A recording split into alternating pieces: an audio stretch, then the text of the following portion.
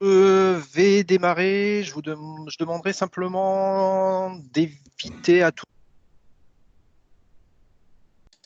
comme vous veniez de le faire à l'instant, parce que sinon ça désactive effectivement mon micro aussi. Donc voilà.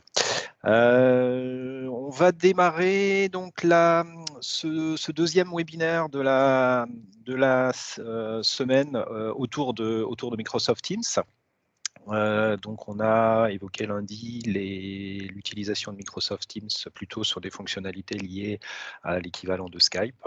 On va aller plus loin aujourd'hui avec Microsoft Teams et les fonctions de collaboration. Donc ce webinaire est enregistré. Merci du coup de bien vouloir couper vos micros, mais je tiens à vous féliciter puisque vous avez tous coupez vos micros dès votre rentrée dans la salle. Donc, il y a déjà des progrès depuis lundi. Donc, je vois que vous maîtrisez de plus en plus cet outil. C'est parfait. Quelques mots pour me représenter. J'imagine que beaucoup étaient présents lundi. Je regardais les personnes qui sont rentrées dans cette réunion-là. Beaucoup étaient présents. Donc, je vais aller très, très rapidement sur la première partie. Donc, je suis Marc Trottmann, je suis gérant de la structure Itizi. Je travaille sur l'adoption de la plateforme Microsoft et en particulier d'Office 365 et des usages autour d'Office 365, avec dans l'idée d'accompagner les organisations à se transformer et à digitaliser leurs pratiques et leurs process en interne pour améliorer leur productivité et leur efficacité à la fois individuelle mais à la fois collective. On en parlera un petit peu tout à l'heure. Deux phases dans un déploiement d'Office 365. La première phase que vous avez tous fait plus ou moins à marche forcée. On aura des chiffres intéressants tout à l'heure qui concernent la modernisation de l'environnement, c'est-à-dire la mise à disposition des outils. Et le deuxième volet qui est le volet transformation des usages associés, où là, effectivement, on a les outils entre les mains et il va falloir s'en servir pour que l'on soit productif. Et c'est effectivement, on se rend bien compte que c'est le facteur humain qui détermine si les outils sont pertinents ou sont pas pertinents.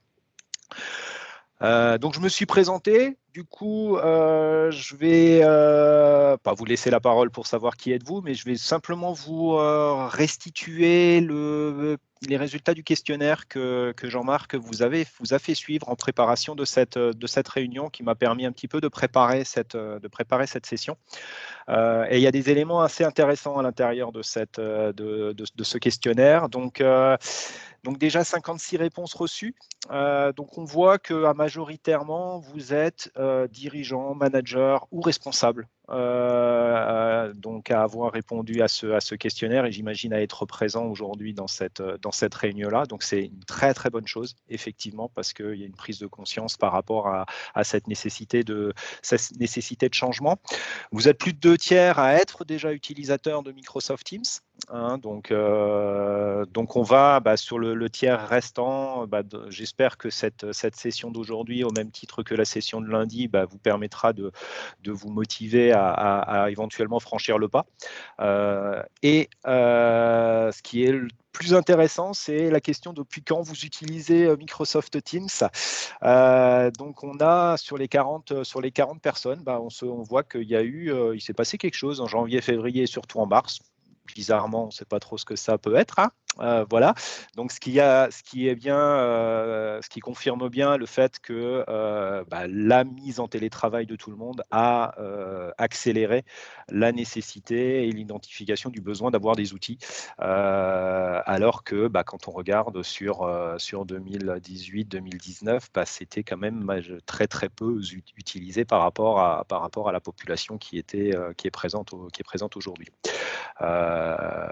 Petite anecdote, il y a un utilisateur en avril 2016 qui est utilisateur Teams avant sa sortie officielle. Donc, je ne sais pas si c'est quelqu'un de Microsoft ou quelqu'un qui a réussi à tester la plateforme, qui faisait partie de l'équipe de test avant. Mais en tout cas, voilà, on se rend bien compte que le télétravail a fortement accéléré le déploiement des outils. Alors, c'est des questionnaires qui s'est fait autour de Teams, mais si je prends ce qu'on prend les autres plateformes, ce serait assez intéressant d'avoir un sondage équivalent, mais à mon avis, on devrait avoir des chiffres sensiblement équivalents. En termes de fonctionnalités que vous utilisez principalement, la très grande majorité, comme je le présupposais et qui était la raison pour laquelle il y a eu un premier séminaire lundi plus sur les outils de communication et un deuxième aujourd'hui sur la collaboration, c'est majoritairement les outils de communication que vous utilisez, à savoir le chat individuel ou de groupe, les appels en visio, les réunions en ligne, le partage d'écran. Et ensuite, toutes les fonctions qui sont vraiment liées à la collaboration, partage de fichiers, discussion dans les équipes et par extension, les applications, les bots, les connecteurs, ce sont des fonctionnalités qui sont quasiment pas utilisées. Mais ce n'est pas étonnant, hein, effectivement, parce qu'on est sur ce que j'évoquais, cette partie haute de l'iceberg qu'on évoquera un petit peu tout à l'heure. Petite précision par rapport à ce que aussi à la liste des questions que vous avez, que vous m'avez communiqué pendant la réponse à ce questionnaire. Donc, je vais autant que possible y répondre au travers de la démonstration d'aujourd'hui. Si jamais il y avait des questions sur lesquelles je n'apportais pas de réponse pour le moment, je vous ai mis à disposition via cette URL que je vous mets également dans le chat, le moyen d'utiliser une des fonctions d'Office 365 qui est une plateforme de booking de rendez-vous. Donc, vous avez la possibilité, en allant sur cette URL, d'avoir accès à mon agenda et de bloquer un petit créneau d'une demi-heure en fonction de vos disponibilités pour qu'on puisse échanger sur vos problématiques spécifiques. Si vous avez une question spécifique ou un besoin particulier ou une question que vous aviez posée sur laquelle vous n'avez pas de réponse. Donc, n'hésitez pas à vous en servir. Comme vous faites l'effort d'être présent à ce webinaire, ça me fait plaisir de pouvoir accélérer un petit peu la transformation de votre côté. Voilà. Pour mémoire, on est dans un monde d'aujourd'hui qui bouge beaucoup et pour autant, on a toujours un environnement informatique qui est composé d'applications diverses et variées, soit traditionnelles avec des fichiers sur des répertoires réseau, soit un ensemble d'applicatifs tiers que des utilisateurs individuellement ou des équipes individuelles ont déployés ou utilisent au sein de l'organisation, ce qui induit à une certaine complexité parce qu'on ne sait pas forcément quel est le bon outil qu'il faut utiliser et à quel moment. Donc, c'est là que l'intérêt de la réflexion d'aller vers un environnement numérique de travail moderne se pose et donc, dans le cadre de ce déploiement de Teams, d'un déploiement d'Office 365 qui est un ensemble d'applicatifs qui répondent à l'ensemble des besoins de ce que c'est qu'un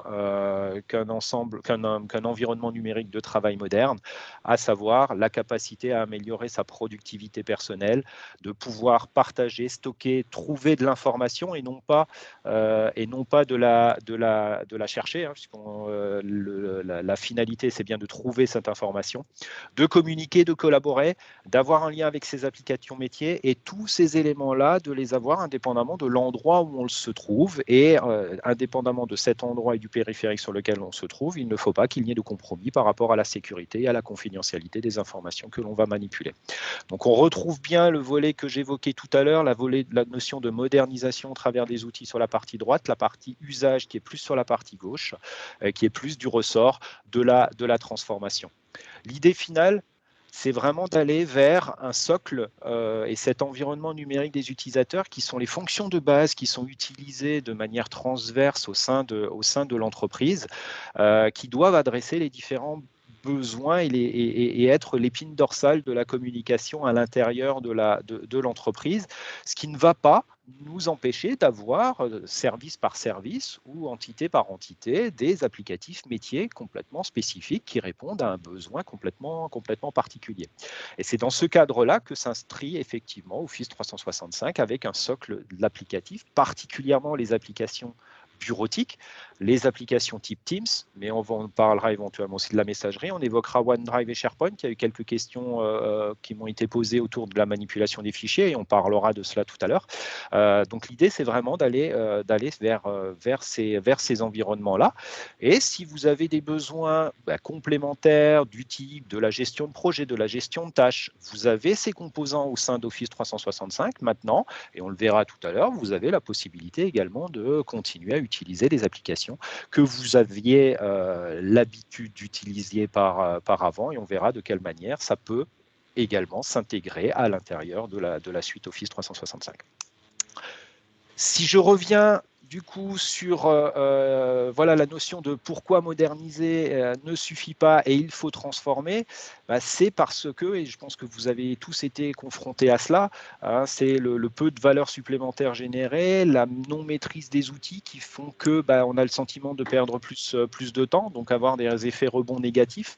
Donc il faut transformer les usages, peut-être la culture, peut-être former les hommes et à travailler, les hommes et les femmes, hommes avec un grand H, à ces nouvelles façons de travailler. Et c'est là qu'il faut vraiment parler de changement, d'acculturation, d'adoption, de gouvernance plus au niveau de la plateforme, de façon à ce qu'on ait une utilisation globale de la plateforme qui soit cohérente à l'intérieur de l'organisation. Alors ces notions-là vont bien évidemment être différentes selon qu'on est une TPE, une PME d'une cinquantaine de personnes ou une TI de 100 personnes, ou voire des groupes de 5 000, de 50 000. Les besoins seront forcément différents. Ce qu'il faut simplement savoir, c'est qu'aujourd'hui, que vous soyez une TPE, que vous soyez seul, que vous soyez moins de 10, que vous soyez 300, que vous soyez 5 000 ou que vous soyez 10 000, l'environnement Office 365, c'est le même. Les fonctionnalités de base que vous allez avoir, c'est le même. Donc, quelque part, vous pouvez vous estimer, vous, en tant que TPE, au travers d'Office 365, avoir le même système d'information qu'une société comme Total.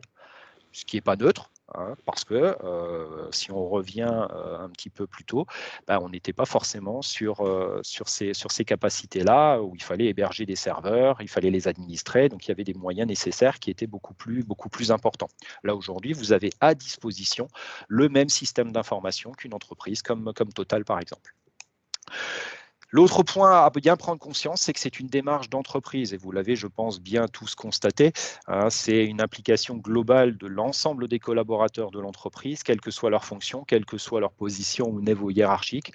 Il y a un besoin d'implication de tout le monde. Et tous ces changements-là ne sont pas naturels parce que c'est 80% de l'humain. C'est vraiment autour de ces changements de pratique qu'il va falloir travailler. Et c'est la complexité, j'allais dire, et la prise de conscience doit se faire surtout sur cette partie-là. Ce n'est pas parce que vous mettez à disposition les applicatifs auprès de vos utilisateurs qui vont les utiliser ou qui vont bien les utiliser ou qu'ils vont tous les utiliser de la même façon. Donc il faut qu'il y ait une réflexion et un axe stratégique qui soit mis en place pour que vous puissiez tous avancer dans le même sens. Pour revenir sur Teams, donc la notion de Teams qui est un iceberg, je l'ai présenté lundi, les fonctionnalités que tout le monde évoquait avoir utilisées depuis qu'ils utilisent Teams, ce sont globalement le chat, l'appel visio, réunion en ligne, partage d'écran, ce sont les anciennes fonctions de Skype. Donc voilà. Maintenant, Teams, c'est d'autres fonctions, c'est de la gestion de fichiers, c'est des fonctions qui sont beaucoup plus collaboratives pour le coup et qui sont les fonctionnalités que l'on va voir aujourd'hui avec justement cette capacité de travailler ensemble, de manipuler des données, de retrouver des données, de partager des données et éventuellement d'avoir des communications entre des applications qui peuvent être mises en perspective. Donc, ce que je vous propose dans le cadre de cette démo, c'est de partir sur un environnement de collaboration qui répond à un besoin particulier. Donc, ça vous permettra effectivement de vous projeter sur cette utilisation. Donc, l'histoire que je vous propose, c'est globalement l'histoire dans laquelle on se retrouve aujourd'hui, à savoir la CCI.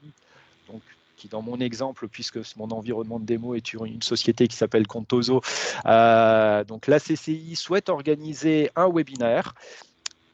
Patty Fernandez, qui est la présidente de Contoso, a chargé la responsable marketing Megan Bowen de s'en occuper. Donc vous avez à droite l'affiche de Patty, l'affiche de Megan. Megan a également intégré à cette équipe le responsable commercial qui s'appelle Isaiah Langer. Par contre, il sera en vacances aujourd'hui, donc il est dans l'équipe, mais il sera en vacances aujourd'hui. Mais c'est pas grave, quand il va revenir de vacances, l'idée c'est qu'il voit tout ce qui a été fait au niveau de cette équipe. Et pour réaliser ce webinaire, eh bien, la CCI s'appuie sur un speaker qui est externe à l'organisation, en l'occurrence qui est moi, en tant qu'invité, puisque c'est la CCI qui héberge ce webinaire, c'est la CCI qui gère toute l'organisation, comme on le fait complètement aujourd'hui. Donc les besoins que l'on a dans le cadre de cette organisation de webinaire, c'est de pouvoir gérer l'organisation globale du webinaire, c'est de pouvoir gérer les inscriptions, c'est de pouvoir gérer le speaker et ses supports et de pouvoir interagir avec lui, et c'est de pouvoir gérer éventuellement le budget à l'intérieur de ce webinaire-là. Donc voilà le besoin, voilà le cadre global. Ce que je vous propose, on va partir directement sur Teams et on va se connecter en tant que Megan Bowen, puisque Megan, c'est la responsable du projet. Et Megan a créé une équipe qui s'appelle 30 minutes pour comprendre, dans lequel elle a structuré son équipe avec les différents besoins qui ont été exprimés. Donc, on l'a évoqué tout à l'heure, quels sont les participants de cette équipe? Si je regarde les participants de l'équipe, je vois que j'ai Patty Fernandez, je vois que j'ai Megan et je vois que je retrouve Isaiah et moi-même en tant que speaker, avec deux notions, Patty et Megan, qui sont les propriétaires de cette équipe, donc qui vont avoir la possibilité de gérer complètement cette équipe, et deux autres personnes, une personne, donc Isaiah, qui ne sera que membre, qui est une personne interne à l'organisation de Contoso, et moi qui suis une personne externe à l'organisation, qui est accès à un ensemble limité de ressources. Si je me connecte et si je vous montre la vue que moi j'ai en tant qu'externe sur cet environnement-là, je retrouve voilà, la vue quand je me connecte avec mon utilisateur. Voilà la vue. Je suis sur l'organisation Contoso. Vous le voyez en haut à droite, qui est l'organisation spécifique de la CCI. Habituellement, je suis dans l'organisation Itizi, mais là, je suis dans l'organisation Contoso. Et j'ai accès à un ensemble d'éléments. Et si je vous montre la fenêtre de gestion d'équipe, je vois la liste des membres, mais j'ai beaucoup moins d'informations que les informations qu'avait Megan derrière, parce que je ne suis pas propriétaire de cette équipe.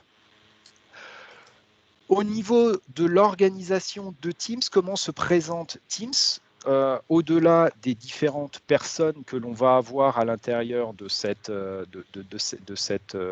équipe, quand je crée une équipe Teams, et on va le voir juste après, pourquoi c'est compliqué et pourquoi il faut bien partir de votre besoin pour savoir vers où vous souhaitez aller vis-à-vis de Teams. À chaque fois que je crée une équipe Teams, j'ai une organisation qui se découpe en canaux. Sur la partie gauche, et une équipe vierge ne disposera que du canal général. C'est-à-dire, si je vais ici vous montrer comment on crée une équipe, je vais faire en bas à gauche rejoindre ou créer une équipe. Si je fais créer une équipe, à partir de 0, je peux créer différents types d'équipes, des équipes qui sont des équipes privées, c'est-à-dire que je vais lister explicitement les membres qui sont autorisés à rejoindre cette équipe. Je vais pouvoir créer une autre type d'équipe qui va être une équipe publique, auquel cas ce sont les membres qui vont décider eux-mêmes de vouloir s'affilier ou pas à cette équipe. Donc cette équipe, ce sera une équipe qui sera potentiellement visible de tout le monde au niveau de l'organisation, et chaque utilisateur pourra éventuellement rejoindre cette équipe. C'est ce que l'on retrouve ici, sur le portail derrière, quand je cliquais sur rejoindre ou créer une équipe, ici, je peux rejoindre des équipes qui sont existantes. Par exemple, l'équipe Manager Portal, c'est une équipe qui est une équipe publique. Si je clique sur rejoindre, je rejoins cette équipe sans autre forme d'authentification particulière parce que c'est une équipe publique. Donc, si je crée une équipe publique à partir de zéro, équipe à l'échelle de l'organisation, je vais pas en parler parce que c'est une équipe qui est qui est créée pour toute l'organisation, c'est-à-dire automatiquement, à partir du moment où vous avez un compte dans votre organisation Office 365, vous serez automatiquement membre de cette organisation. Elle ne peut pas être créée individuellement par un utilisateur, elle l'apparaît ici parce que Megan Bowen est également administratrice de la plateforme Office 365, donc c'est pour ça qu'elle a l'opportunité de pouvoir créer cette organisation-là, cette équipe-là. Donc on va créer une équipe privée. Qu'est-ce que c'est de créer une équipe privée? C'est lui donner un nom et éventuellement la description de mon équipe. Je clique sur créer. Mon environnement est créé derrière. Ce que je peux faire ou pas tout de suite, c'est de rajouter éventuellement d'autres personnes. Donc, si éventuellement je veux rajouter Alex Wilbert en tant que membre de cette équipe, je le rajoute. Et s'il se trouve que Alex, j'aimerais bien qu'il soit propriétaire, donc je lui modifie son statut de propriétaire. Et je veux rajouter Isaiah. Et Isaiah, je veux le laisser en tant que membre. Une fois que je ferme cette équipe, j'ai une équipe qui se crée en bas à gauche de ma liste des équipes dans lesquelles je suis affilié. Et si vous voyez bien, je n'ai qu'un canal général dans lequel il n'y a strictement rien. Donc voilà la différence entre, et je peux prendre, alors, petite astuce aussi, vous avez les équipes qui apparaissent dans la liste de vos équipes, vous pouvez, en faisant du glisser-déposer, réagencer votre liste des équipes dans la partie gauche si jamais vous avez des équipes qui ne sont pas forcément affichées de la bonne façon, ou si vous voulez éventuellement plus avoir des équipes qui s'affichent vers le haut.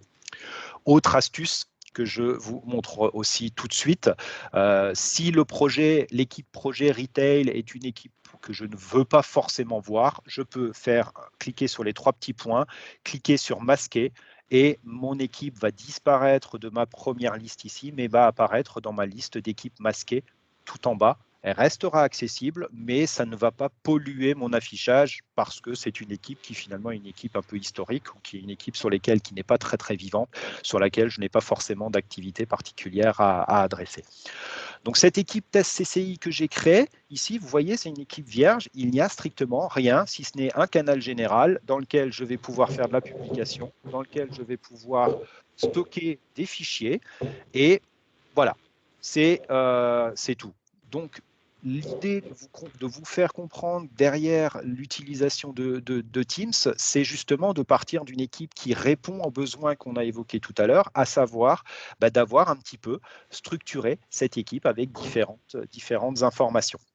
Donc, j'ai mon canal général qui est ici. Ce canal général, recommandation que je vous donne, ne l'utilisez pas pour stocker des informations, pour partager des informations, laissez-le tel qu'il est là parce que c'est un canal sur lequel il s'appelle général et il n'y a pas forcément de spécificité métier par rapport à son contenu. Donc moi, ce que je vous conseille, c'est de le laisser sans rien à l'intérieur et peut-être simplement d'y rajouter des communications qui sont vraiment des communications très génériques par rapport à cette équipe, peut-être des annonces globales d'un nouveau membre, peut-être des pratiques par rapport à cette équipe, par rapport à la structure de l'équipe que vous avez créée, mais ne l'utilisez pas au quotidien. Et j'ai créé, si vous vous rappelez bien, quand on reprend les besoins que j'évoquais tout à l'heure, si je reprends ma liste des besoins sur l'histoire, on a besoin d'organiser le webinaire, gérer les inscriptions, gérer les speakers, gérer le budget, eh bien, j'ai transformé ces besoins-là en onglet. Je gère l'organisation. Donc, si je vais sur l'organisation, j'ai mon onglet de publication, j'ai mon onglet fichier et j'ai rajouté un autre onglet ici puisque au travers de bouton plus ici, j'ai accès à l'ensemble des applications qui composent Office 365 et des applications externes. On reviendra dessus tout à l'heure. Donc ici, le plan. qui est là est en fait une application qui est disponible au sein d'Office 365 qui s'appelle Planner et qui est une application qui permet de faire de la gestion des tâches dans lesquelles je vais pouvoir organiser mon projet. Donc ici, j'ai fait une tâche à faire, mettre le formulaire en ligne. Je vais pouvoir éventuellement prendre cette tâche-là, l'affecter à quelqu'un, dire qu'elle est éventuellement démarrée ou dire qu'elle est éventuellement terminée. Je vais pouvoir la faire glisser d'un compartiment à l'autre et pouvoir travailler en mode Kanban sur cette gestion des tâches et de la voir directement dans mon environnement. Ça, c'est l'application Planner. C'est une application qui est une application Office 365. Dans les questions qui m'ont été posées, oui, mais nous, on utilise Trello. OK, vous utilisez Trello, c'est pas grave. Dans la liste des applications qui est ici, vous recherchez normalement Trello, devrait apparaître. Voilà, vous avez Trello. Et dans Trello, je me connecte avec mon utilisateur qui a accès à Trello. Et à l'intérieur de Trello, je m'étais fait un onglet, un plan particulier dans Trello qui s'appelait Webinaire CCI et qui était globalement structuré de la même manière. Donc là, c'est ce que j'expliquais tout à l'heure. C'est à vous de choisir pour votre environnement de gestion de projet. Est-ce que vous souhaitez utiliser les outils qui sont disponibles au niveau de la plateforme Office 365 ou est-ce que vous souhaitez vous intégrer à un applicatif que vous utilisez par ailleurs qui est Trello. Et ici, vous allez avoir la possibilité de travailler de la même façon puisque ce que je vous ai montré tout à l'heure dans Planner, on peut faire exactement la même chose dans Trello. Je ferme la parenthèse, l'objet, ce n'est pas de travailler sur de la gestion de projet, mais c'est de vous montrer que, effectivement, que vous fassiez de la gestion de projet avec un applicatif intégré à Office 365 ou pas, vous avez la possibilité de le faire. Le deuxième besoin que l'on avait, c'était gestion des inscriptions. Gestion des inscriptions, j'ai fait un onglet inscription dans lequel j'ai une liste de conversations, j'ai une liste de fichiers et j'ai rajouté ici un onglet qui est également un onglet qui est en lien avec une autre application de la plateforme Office 365 qui s'appelle Forms, qui vous permet de récupérer la liste des formulaires qui sont aujourd'hui disponibles pour créer des formulaires au niveau de votre plateforme. Donc là, je suis sur un mode, je vois qui s'est inscrit, je vois les personnes qui se sont inscrits, et je vais vous mettre dans la fenêtre, alors, c'est pas ça que je voulais faire. Je vais vous mettre dans la fenêtre de chat le lien vers le formulaire pour que vous puissiez vous en servir. Je vous partage cela. Je vous le mets dans la fenêtre. Et si vous, dans la fenêtre de chat, vous allez avoir un lien, vous pouvez cliquer sur le lien et sur ce lien-là, ça va vous envoyer vers ce même formulaire qui va vous permettre de saisir vos noms de contact et on verra apparaître que à chaque fois que vous allez vous inscrire avec ce formulaire Forms, dans mon onglet publication de mon équipe Teams, je vais voir apparaître que qu'il va y avoir une inscription. Donc je vous laisse éventuellement manipuler. Voilà. Donc j'ai Thierry Soustre qui vient de s'inscrire via son formulaire. Donc j'ai un certain nombre de personnes qui se sont inscrites et je vois au niveau de mon environnement Teams que j'ai des personnes qui s'inscrivent directement avec le formulaire. Donc ça, c'est pour vous montrer l'intégration que l'on a entre les applicatifs et en fait, je reste à l'intérieur de Teams, j'utilise un formulaire d'inscription qui est utilisé par des personnes qui n'ont rien à voir avec mon équipe du webinaire en fait, mais pour autant, quand je suis dans l'équipe, je vois apparaître la liste des personnes qui se sont inscrites. Si je regarde ici en tant que Mégane les résultats, je vois que ici j'ai 18 réponses. Il y a des personnes qui ont donné que les noms ou les prénoms. Après, ça dépend du formulaire. Donc, je vois les choses qui bougent directement au niveau de mon environnement Teams et je n'ai pas besoin d'aller naviguer d'une application à l'autre. Il se trouve que l'application, effectivement, c'est une autre application derrière, mais en l'occurrence, elle apparaît directement au niveau de Teams ici. Le troisième besoin que l'on avait, c'était de gérer le speaker. Gérer le speaker, j'ai fait un onglet speaker dans lequel je vais pouvoir partager un certain nombre d'informations. Donc, si je vais tous les canaux que vous allez créer quand vous faites nouveau canal, vous avez systématiquement publication fichier. Si je fais ici nouveau canal, ajouter un canal, ici canal, voilà. Je reviendrai sur la notion de confidentialité tout à l'heure quand on va parler du budget.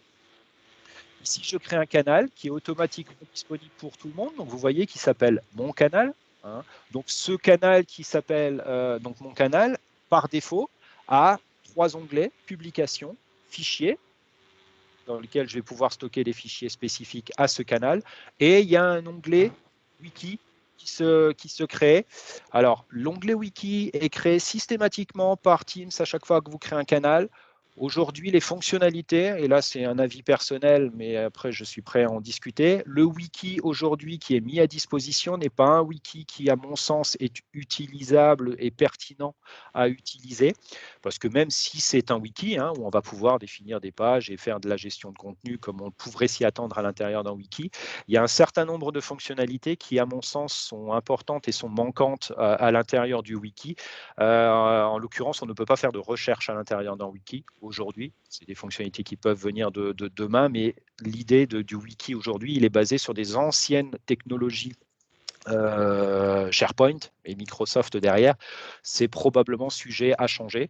Donc, ce que je vous recommande, moi, c'est de le supprimer systématiquement. Ça vous évitera d'avoir des problématiques, des problématiques à gérer à l'intérieur de cet environnement-là. Voyez qu'ici, mon canal, il est écrit en texte. Donc là aussi, petite recommandation, vous avez la possibilité, si vous voulez, de rajouter des petits icônes devant la création d'un canal qui rend un peu plus visuel cette notion-là. Donc pour modifier le nom d'un canal, vous faites modifier le canal, vous changez son nom et vous pour rajouter une icône devant, c'est les touches. Si vous êtes sur un environnement Windows et point virgule, vous avez accès à vos émoticônes et vous pouvez insérer votre émoticône et voilà, vous avez un canal qui est un petit peu plus sympa avec un petit ballon de foot qui est devant. La liste des canaux ici, elle n'est pas à la différence des équipes organisables. La liste des canaux vont s'afficher de façon alphabétique. Donc, si vous mettez des icônes, c'est en fonction des codes internes techniques des icônes où ça va vous les réorienter. Si jamais vous ne voulez pas mettre d'icônes, mais que vous restez sur un hommage de canal qui reste sans icône, c'est un classement alphabétique. Donc, si vous voulez classer vos canaux au moment de l'affichage, préfixez-les par un 1- quelque chose, 2- quelque chose, 3- quelque chose, de façon à ce qu'ils soient structurés correctement au niveau de votre environnement. Quand vous êtes sur un canal, peut-être qu'à l'intérieur de l'équipe, ici, vous avez, moi je suis connecté en tant que Mégane parce que c'est moi qui organise le webinaire et j'ai besoin d'avoir accès à l'ensemble des informations relatives à tous ces canaux. Mais si je me connecte en tant que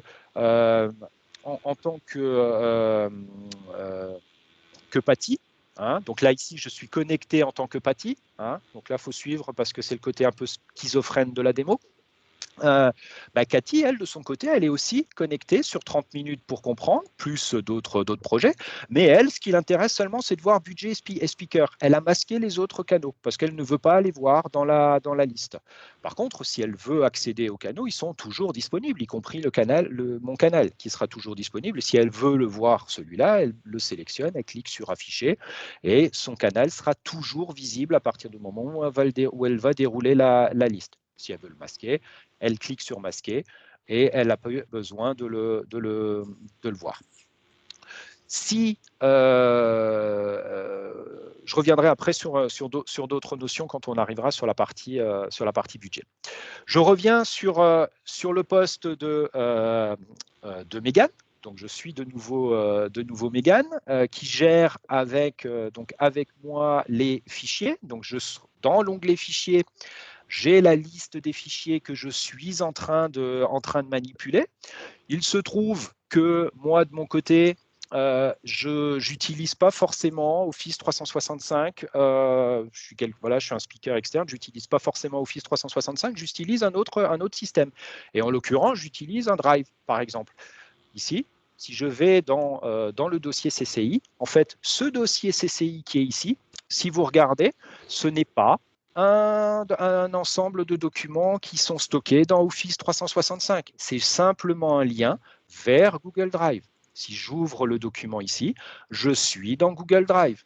Et je suis dans Google Drive que j'adresse, et je suis dans un docs Google que j'adresse directement depuis mon environnement Teams.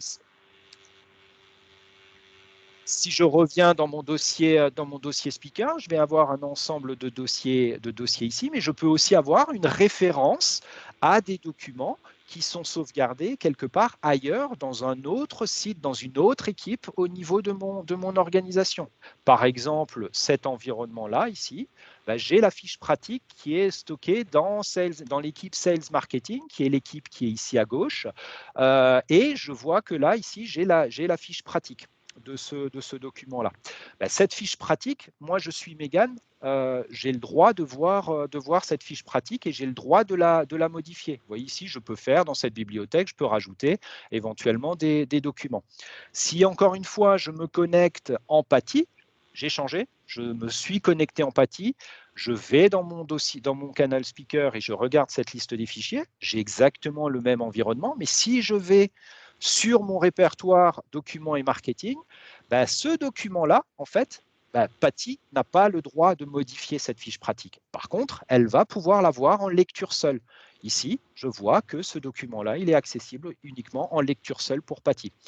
Donc, là aussi, possibilité de gérer à l'intérieur d'une équipe donnée un lien vers un référentiel documentaire qui est dans une autre équipe sans avoir à recopier le document. La bibliothèque de documents qui est mon référentiel de documents reste bien dans mon équipe Sales Marketing. Elle est complètement gérée dans Sales Marketing. Ici, c'est juste un lien qui référence ce document et qui me permet d'avoir accès aux informations qui est la fiche pratique de voilà, comment on fait pour organiser un séminaire, à quoi il faut faire attention. Et là, je ne peux pas modifier ce document parce qu'en tant que Patty, je n'ai pas le droit de le faire.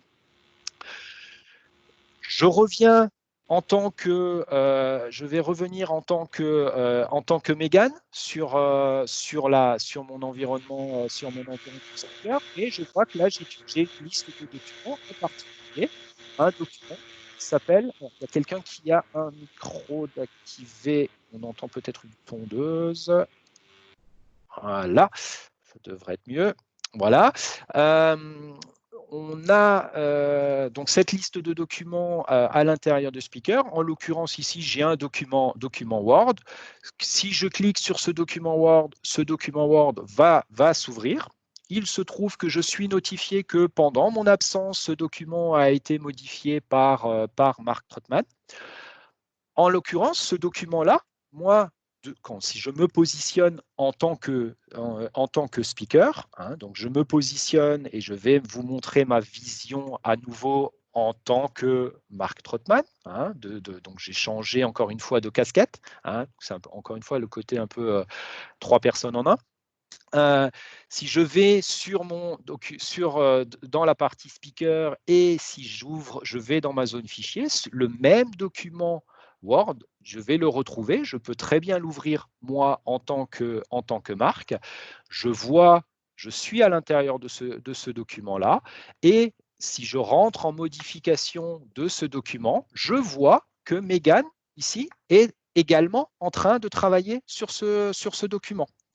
Donc, si, en l'occurrence, moi, je modifie des choses au niveau de ce document, eh bien, Mégane verra directement les modifications qui seront faites.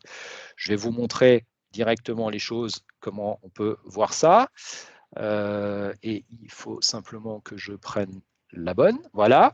Donc là, je viens de partager mon écran. À gauche, je suis sur le même document en tant que Marc Trottmann. À droite, je suis dans le même document en tant que Megan. Si je modifie le texte ici, que je modifie, voilà, vous voyez à droite, en temps réel, en tant que Megan, je vois que Marc est en train de modifier le document. Le document, je le modifie parce que je suis en ligne, parce que je suis dans le navigateur à l'intérieur de Teams. Mais si j'étais à l'intérieur de mon application Word sur ce même document, ça marcherait exactement de la même façon. Je peux même initier ici, voir, alors ce document-là fait 4 lignes, mais si vous avez un document de plusieurs pages, vous pouvez voir, accéder directement à l'emplacement que Megan est en train de modifier. Donc, si vous vous rappelez, quand on parlait des environnements actuels, de la gestion de fichiers, où on était sur des répertoires réseau et quand on avait un fichier qui était sauvegardé sur le répertoire réseau et qu'on était à plusieurs à vouloir l'ouvrir en même temps, le deuxième, il avait la petite fenêtre en disant le fichier est déjà ouvert par Martin. Est-ce que vous voulez attendre l'ouvrir en lecture seule? Vous voulez attendre qu'il revienne? Et il se trouve que Martin, il était parti manger et que du coup, ça vous avait perdu 2 heures, 3 heures parce que vous n'avez pas pu faire la petite modification que vous vouliez faire à l'intérieur du document parce que Martin avait verrouillé le document. Donc, qu'est-ce qu'on fait? Soit on attend 3 heures, soit l'autre alternative, on fait une copie du document et on se dit qu'on va faire la modification dans la copie du document et qu'on la remettra de l'autre côté par la suite. Et en fait, finalement, on ne le fait jamais. Donc voilà, on se retrouve finalement à avoir des documents et des multiples versions d'un même document, là où ici, on n'a qu'un seul document et on travaille en même temps sur ce même document. Je vais fermer le document en tant que Marc. Je vais partir de mon poste de Marc. Je vais rester en tant que Megan. Donc, on voit qu'ici, le document, Marc n'est plus éditeur de ce document. Donc, je suis également, moi, Megan, notifié que je ne suis plus en train que Marc n'est plus en train de modifier le document. Je vais fermer ce document-là. Ce document, ici, il est stocké dans ce qui s'appelle une bibliothèque de documents. Mais moi, alors, je peux y accéder via Teams. Je peux y accéder éventuellement, et on le lira tout à l'heure, je peux l'ouvrir parce que ce document d'équipe est stocké dans SharePoint, donc je peux aller l'ouvrir directement dans SharePoint, mais je peux aussi synchroniser cette bibliothèque de documents avec mon PC, avec mon poste ou avec mon Mac, parce que je préfère travailler avec mon explorateur. Si je clique sur synchroniser, ce qui va se passer, c'est qu'il va y avoir un lien qui va être établi entre l'environnement cloud et mon PC, et je vais avoir à disposition, à l'intérieur de mon PC ici, alors, je vais vous le montrer en plus réduit, voilà, j'ai ici un explorateur de fichiers traditionnel sur lequel j'ai synchronisé mon répertoire speaker 30 minutes pour comprendre, dans lequel je retrouve mes 3 documents qui sont ici. Je retrouve en particulier mon document et je pourrais très bien ouvrir ce document directement depuis mon explorateur. D'accord. L'autre façon d'aller voir ce document, c'est de l'ouvrir dans l'endroit où il est réellement stocké. Parce que, je vous le dis, mais vous n'avez pas forcément besoin de le savoir, ce n'est pas Teams qui stocke les informations. Les informations qui sont des informations de type fichier sont stockées dans SharePoint. Donc, si j'ouvre ici l'applicatif dans lequel il y a réellement le fichier qui est stocké, je me retrouve dans un environnement SharePoint. Donc, pour ceux qui ont utilisé les environnements SharePoint, ça devrait effectivement leur parler. Je suis dans une bibliothèque de documents SharePoint et je retrouve l'ensemble de mes fichiers comme si j'y avais été par Teams ou par mon explorateur ou par SharePoint. Je suis dans la même bibliothèque, je suis dans le même espace, ce sont les mêmes fichiers et en fonction, c'est ma préférence de travail qui fait que je préfère être dans un environnement plutôt que l'autre pour accéder aux fichiers. Le point important, c'est que peu importe d'où je y accède, peu importe l'applicatif à partir de lequel j'y accède, ce qui est important, c'est que le document n'existe qu'une seule fois et qu'on ait bien cette notion de référentiel. Et c'est là qu'il faut bien réfléchir par rapport à l'organisation et bien comprendre ces nouvelles façons de travailler. Donc, on a montré cette synchronisation, on a montré le travail en coédition.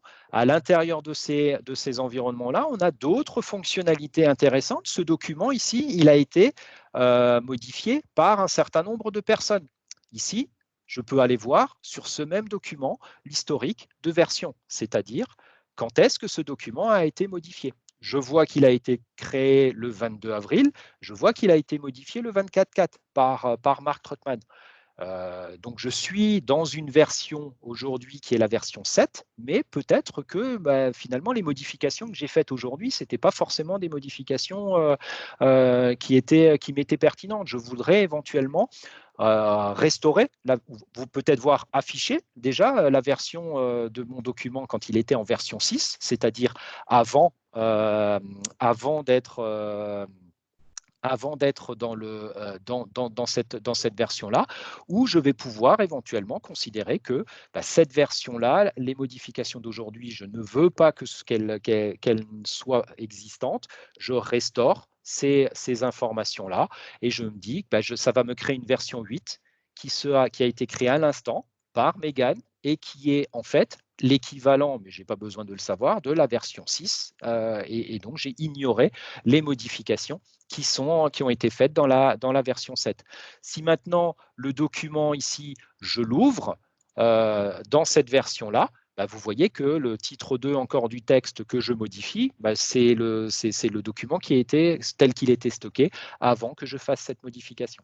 Donc là aussi, plus besoin, dans ce cadre-là, de gérer les versions de documents avec mon document version 1, mon document version 2, mon document version 2 modifié par, mon document version 2 modifié par machin, ce document qu'on s'est envoyé par mail et que finalement, il y a quelqu'un qui a modifié le mail qui venait de récupérer le document à l'intérieur du mail qui vient de récupérer, il en a fait une autre version, qu'il a retransmis à une autre personne. Et au final, on se retrouve sur la base d'un seul document au départ à avoir 5, 6, 7 versions du même document qui circulent dans la nature, alors que dans l'absolu, il n'y a toujours qu'un seul document à avoir. Donc l'idée, c'est effectivement de partager ces informations à l'intérieur de cette équipe. La notion de partage de fichiers que l'on a ici, elle est importante parce que à partir du moment où je crée un fichier à l'intérieur de cette équipe, c'est tous les membres de cette équipe qui vont avoir accès à ce fichier-là. Donc, automatiquement, dès que je crée un fichier ici, les différents membres, donc les 4 personnes que j'avais vues tout à l'heure, auront directement accès à ce fichier-là. Le dernier besoin qu'on avait à couvrir, c'était de dire, c'est la notion de budget ici. Mais le budget, en fait, c'est un budget sur lequel je n'ai pas forcément envie que mon speaker externe ait accès à ces informations budgétaires. Donc, j'ai créé cet onglet budget, mais cet onglet budget, vous voyez qu'il y a un petit cadenas à côté, parce qu'en fait, c'est un canal qui est un canal privé. C'est un canal qui est privé et ça veut dire que ici, si je regarde les personnes qui sont membres de ce canal, eh bien, seul un sous-ensemble des membres de mon équipe globale ont le droit de voir ces fichiers. En l'occurrence, ici, Megan est propriétaire de ce fichier-là et normalement, il devrait y avoir aussi Patty, mais peut-être que j'ai dû la supprimer. Mais là, ici, autant ce fichier inscription, il est visible par... c'est pas ça que je voulais faire. Ce fichier, ce canal inscription, il est visible par tout le monde, tous les membres qui sont là, autant ce canal budget n'est pas visible par des membres qui n'y ont pas accès. Si je me reconnecte et si je vous remontre ma fenêtre en tant que marque, vous voyez que même dans la liste des canaux masqués, je ne vois pas l'onglet budget. Il n'est absolument pas présent. Donc ça, c'est un autre moyen aussi de se dire, à l'intérieur d'une équipe, je peux définir des sous-équipes et partager des informations à l'intérieur d'un canal particulier. Les personnes qui sont dans ce canal privé ne sont pas doivent être des membres de l'équipe globale. On ne peut pas avoir une personne qui n'est membre que du canal privé. Deux derniers points à voir au niveau des communications qui sont faites. On en a parlé très rapidement. Si dans ma notion de speaker ici, je lance une conversation ici et que c'est une conversation, on va dire une conversation générique, tous les membres vont voir cette conversation, mais qui va apparaître sur leur environnement. Si je regarde ici, vous voyez, là, je vais me connecter en réduisant, hop, si je me connecte encore en marque, si je réduis les choses, alors, hop, tac. Si je clique, voilà. Ici, je vois à l'intérieur de Marge, j'ai cette notion, une conversation qu'a notifié Megan. Maintenant, Megan pourrait avoir quelque chose à me dire à moi explicitement. Sans pour autant que Patty soit au courant, parce que cette conversation, Patty va également la voir. Donc, si je veux notifier quelqu'un, vous avez la possibilité de mentionner directement quelqu'un à l'intérieur du canal, et en tapant le arrobase, vous êtes en capacité de notifier une personne particulière. Donc, je pourrais ici, par exemple, notifier Patty, d'accord, pour lui demander de faire, voilà, de faire quelque chose. Je pourrais éventuellement notifier aussi, je pourrais éventuellement également notifier le canal speaker en lui-même, donc c'est-à-dire dire bah, ce canal-là, je veux. Alors, hop, voilà. Je pourrais notifier mon canal speaker, donc explicitement dire à ceux qui suivent ce canal speaker bah, qu'il y a, qu'ici, il y a une réponse. Ou je pourrais encore, éventuellement, notifier d'une autre façon un sous-groupe de personnes que je vais avoir déterminé au travers de balises. Et avoir la notion ici, j'ai défini une balise qui s'appelle speaker, dans lequel que j'ai préfixé avec un hashtag pour ne pas qu'on la confonde avec le nom du canal, si la balise a le même nom. Et ici, je vais pouvoir ici notifier explicitement les personnes qui sont membres du groupe speaker pour qu'ils soient notifiés. Si vous regardez dans la partie droite, chacune des réponses a un petit onglet différent parce que les notifications, ce sont des notifications particulières qui ont été définies. Ici, c'est une mention particulière. Ici, c'est une notification de canal. Ces informations-là, ça me permet d'identifier dans un flot de conversation l'ensemble des infos qui sont disponibles ici. Cette notion de balise, c'est une toute nouvelle notion qui vient d'apparaître il y a quelques semaines au sein de Teams. Ça vous permet de gérer ici la liste des balises que vous définissez et la liste des membres qui sont rattachés à cette balise. Donc, l'idée de ces notions de balises, c'est d'avoir la notion d'équipe, la notion de canal. Un canal peut être privé, il peut être public.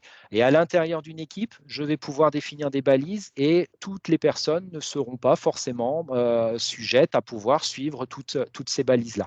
Si je retourne sur ma gestion d'équipe, vous voyez que Patty, je l'ai rattachée à la balise Orga. Donc, quand je vais explicitement mentionner la balise Orga, Patty sera mentionnée.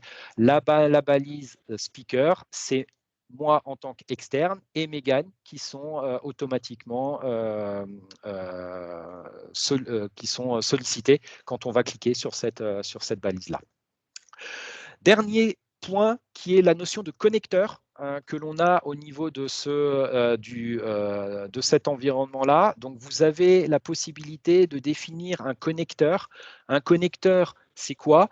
C'est un lien vers une applicatif qui va envoyer des informations à l'intérieur de ce canal. En l'occurrence ici, je vais pouvoir avoir ici un connecteur à l'intérieur. Je vais le mettre à l'intérieur de Speaker, mais ça n'a pas forcément de sens. Par exemple, un connecteur Trello, pour refaire le lien avec ce qu'on a dit tout à l'heure. Je vais me connecter avec mon tableau webinaire CCI. Je vais pouvoir définir quelles sont les connexions que je veux avoir. Alors, à la limite, on va en faire très, très simple. Je vais enregistrer cela. Et ici, à partir du moment où j'ai intégré ce connecteur, maintenant, il est connecté. Dans mon tableau speaker, dans les publications, je vois que j'ai mon connecteur Trello qui est connecté. Si je me mets dans mon tableau organisation, dans lequel tout à l'heure j'avais rajouté la notion de webinaire CCI, si ici je rajoute une carte ajoutée, je suis dans Trello. Donc, ça peut être un utilisateur qui n'est même pas dans Teams, qui est resté dans Trello. Il rajoute sa carte. La carte est ajoutée. Si je retourne dans Speaker, au niveau de ma publication, je vois qu'il y a une carte qui a été ajoutée. Et j'ai même, selon le connecteur, la possibilité de compléter les informations qui est sur cette carte qui a été rajoutée, éventuellement lui donner une date d'expiration au 29 avril, si je la sauvegarde ici et que je vais dans Trello directement depuis mon organisation, je vais voir que ma tâche ici, elle a été automatiquement mise à jour à l'intérieur de Trello, donc une communication avec une communication bidirectionnelle. Voilà, il est 11h57. Comme je m'en doutais, ça a été dense. Il a fallu aller très très vite, aller très très loin. Donc si on va peut-être continuer les réponses. Si vous souhaitez aller plus loin sur certains points, et si on n'a pas le temps de répondre à toutes les questions, mais je vais y rester avec vous, n'hésitez pas à me solliciter pour qu'on puisse en discuter. On va basculer sur les questions. Merci Jean-Marc. Comme je m'en doutais, un certain nombre de questions. Comment devenir propriétaire d'une équipe? En fait, vous êtes propriétaire d'une équipe à partir du moment où soit vous la créez, soit un propriétaire d'une équipe vous ajoute en tant que propriétaire à l'intérieur de l'équipe. Donc, à partir du moment où vous créez une équipe, vous êtes propriétaire et sinon, on peut vous y ajouter. Existe-t-il dans Teams des fonctionnalités de type chat oral? Alors, je ne sais pas exactement ce que vous entendez par chat oral. C'est est-ce que on peut parler, donner des messages vocaux à l'intérieur d'un chat? Pas en standard, mais il y a des connecteurs qui vous permettent de le faire. Peut-on à ce stade importer une liste d'invités externes? Oui, il suffit de rajouter une personne externe à l'intérieur de l'équipe, comme je l'ai fait en fait sur l'équipe.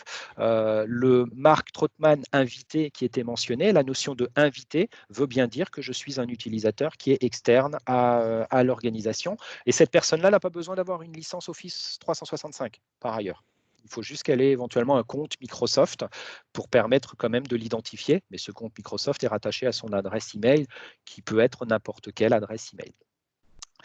Je n'arrive pas à ajouter des utilisateurs externes, même en mettant leur mail qui est un compte Teams. Quelle est la manipulation à faire? Il faut aller au niveau de la console d'administration. Vous avez au niveau de la console d'administration Teams la gestion des utilisateurs externes. Il y a une case à cocher. Par défaut, elle n'est pas cochée. Donc, il faut aller dans la console d'administration de Teams sur utilisateurs externes pour le faire. Une équipe peut-elle être utilisée pour un projet? Oui. Là, je vous ai montré une équipe Teams qui a été créée dans le cadre d'organisation d'un webinaire. Maintenant, cette organisation de webinaire, c'est un projet finalement en lui-même. Donc oui, on peut l'utiliser pour un projet. On peut, on vous l'a vu avec la gestion des tâches, le partage des fichiers, on a un certain nombre de fonctionnalités. Mais une équipe, ça peut aussi être éventuellement une équipe pour gérer un service particulier ou pour gérer un événement particulier. La signification d'équipe, c'est tout besoin de collaboration autour d'un ensemble d'activités qui ont un but et éventuellement une échéance à adresser. À la différence des chats individuels que l'on a vu lundi, où là, il n'y a pas forcément d'objectif commun, c'est plus de la discussion opportuniste. Peut-on synchroniser les fichiers avec un serveur Windows? Alors, c'est pas alors c'est individuellement, vous pouvez synchroniser par utilisateur.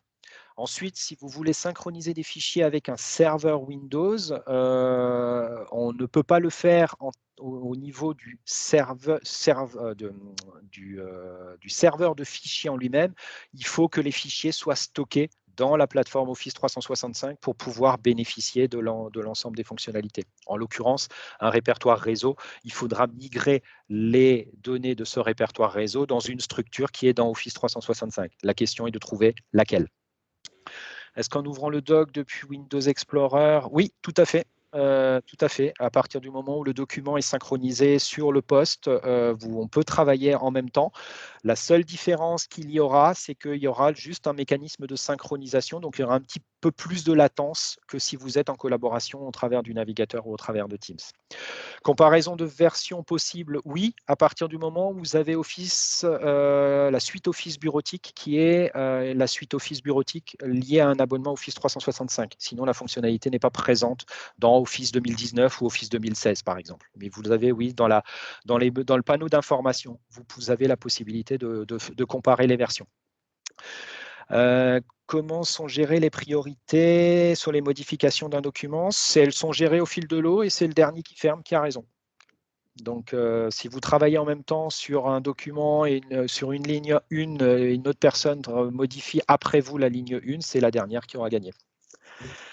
Je fais partie de plusieurs organisations utilisant Office 365 et je suis obligé de gérer d'un clan en utilisant 2 navigateurs différents. Comment gérer et utiliser plusieurs comptes Office 365? Comme vous le faites aujourd'hui, il va y avoir une fonctionnalité qui va être déployée au niveau de Teams de pouvoir d'isoler les fenêtres d'un même environnement Teams. Mais aujourd'hui, il n'y a pas d'alternative effectivement pour faire ça. Ouais.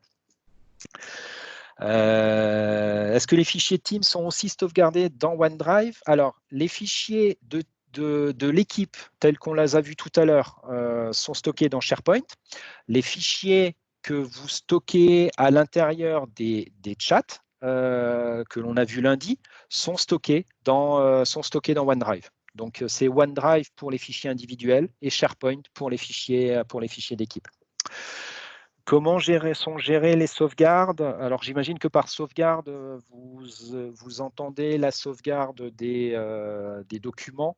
Quand on tape, c'est une sauvegarde qui se fait au fil de l'eau, régulièrement par le système. Ça, c'est le mode de fonctionnement par défaut. Vous avez la possibilité de le désactiver et de rester sur un mode de fonctionnement traditionnel, c'est-à-dire je clique sur le bouton sauvegarder pour sauvegarder. Vous aviez une petite case à cocher en haut à gauche de votre explorateur qui vous permet de le faire. Enfin, pas de votre explorateur, pardon, ça peut se faire que de l'application de bureau. Quand vous êtes dans l'explorateur et dans le navigateur, vous êtes forcément sur une sauvegarde directe.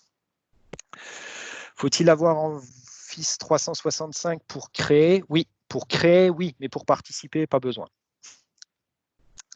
Dans notre groupe, nous avons 2 organisations avec 2 domaines différents. Est-il possible de les regrouper virtuellement pour que Teams considère que tout le monde fait partie de votre même organisation?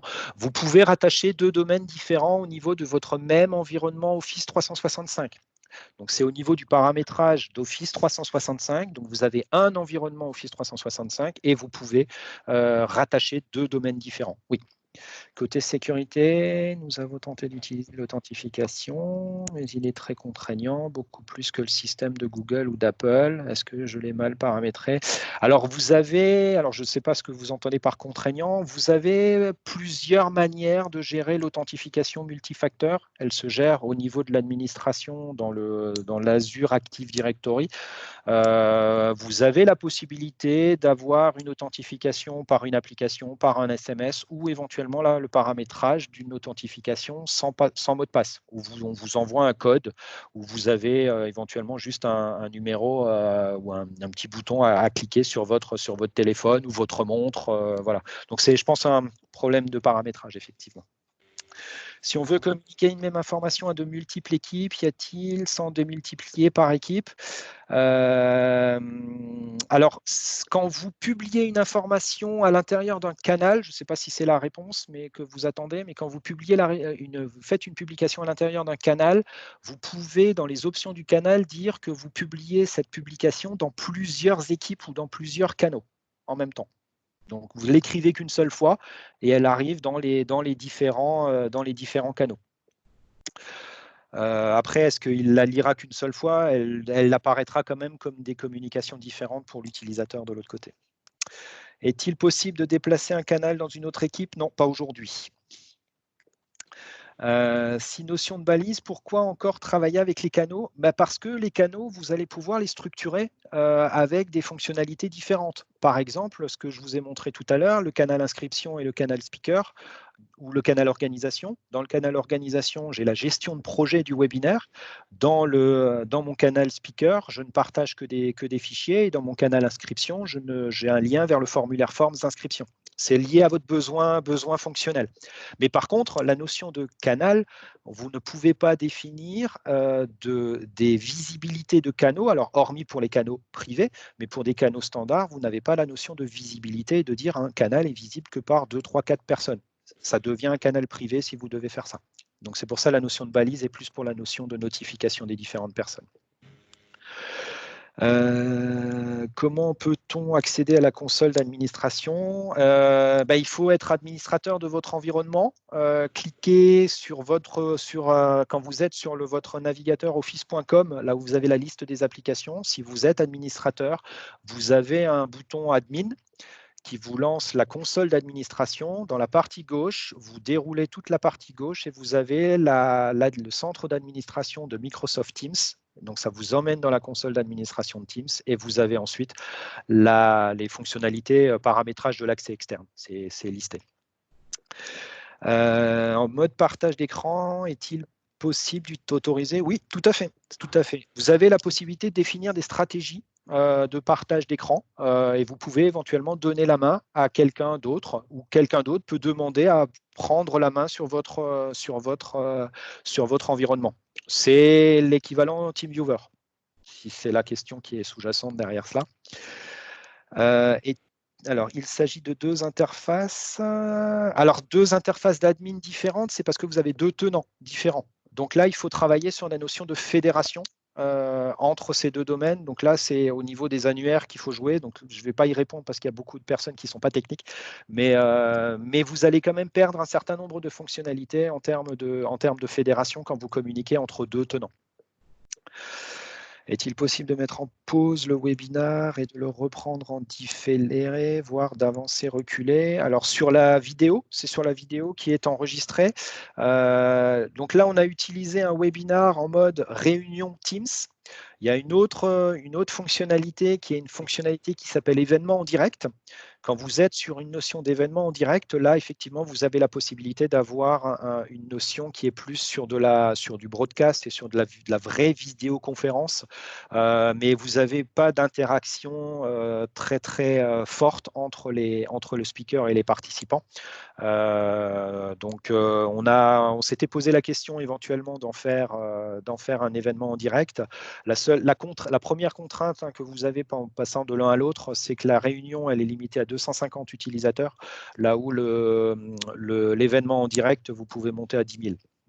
Bon, on est resté modeste pour le webinaire CCI.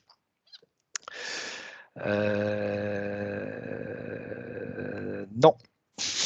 On ne peut pas regrouper virtuellement, sauvegarder l'intégralité des fichiers sur un support interne et non pas hébergé chez Microsoft. Vous pouvez utiliser une solution de sauvegarde. En fait, vous avez des éditeurs de solutions de sauvegarde, je ne vais pas les citer, mais qui derrière se plug à votre environnement Office 365 et font une sauvegarde sur ce que vous voulez. Si vous voulez aller chez Amazon pour faire votre sauvegarde, vous pouvez, ou sur votre infrastructure, sur un NAS que vous avez libéré ou un serveur que vous avez libéré, vous pouvez tout à fait le faire.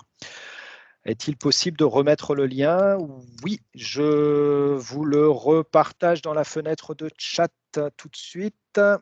Hop. Voilà, c'est très bien. Merci.